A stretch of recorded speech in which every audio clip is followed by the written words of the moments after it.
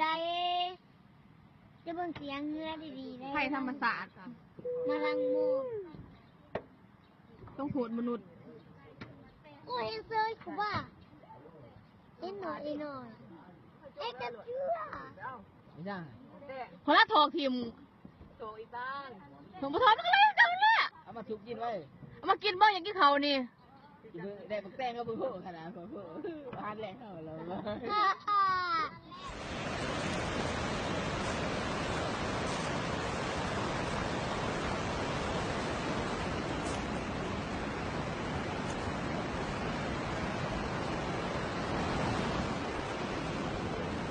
เยอะน้องนี่นะ ว่าอ่างอยู่ฝุ่นวะนี่